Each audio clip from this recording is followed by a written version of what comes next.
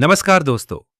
पिछले एक महीने से अमेरिका और इजराइल द्वारा ईरान के खिलाफ शुरू हुआ युद्ध पूरी दुनिया की अर्थव्यवस्था को हिला रहा है।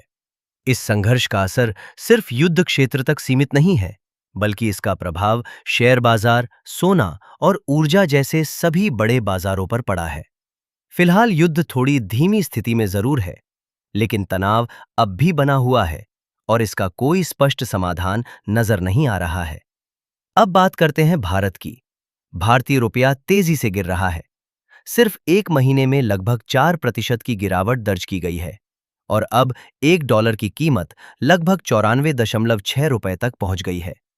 ध्यान देने वाली बात यह है कि सामान्य परिस्थितियों में रुपया पूरे साल में केवल 2 से 3% तक ही गिरता है, लेकिन इस बार गिरावट काफी तेज है। और सिर्फ डॉलर ही नहीं, रुपया यूरो, येन, युआन और पाउंड जैसी अन्य प्रमुख मुद्राओं के मुकाबले भी कमजोर हुआ है। अब सवाल ये उठता है, इस युद्ध में कौन जीत रहा है और कौन हार रहा है? ओईसीडी की रिपोर्ट के अनुसार वैश्विक अर्थव्यवस्था ऊपर से स्थिर जरूर दिखाई देती है, लेकिन अंदर से कई देशों की आर्थिक स्थिति कमजोर हो रही है। भारत और ब्राजील जैसे देशों की विकास दर धीमी पड़ सकती है।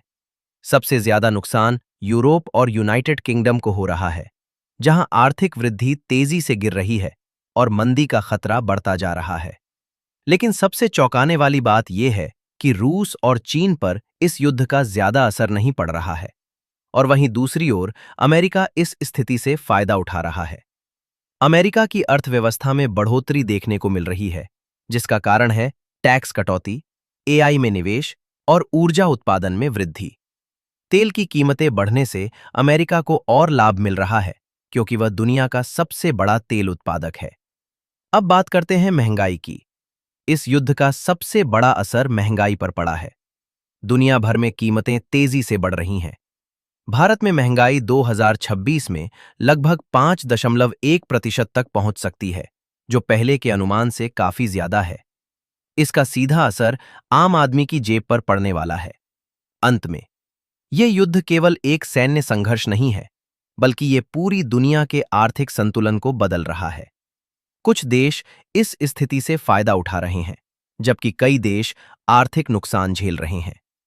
अगर आपको यह जानकारी उपयोगी लगी हो, तो वीडियो को लाइक करें, शेयर करें और चैनल को सब्सक्राइब जरूर करें। धन्यवाद।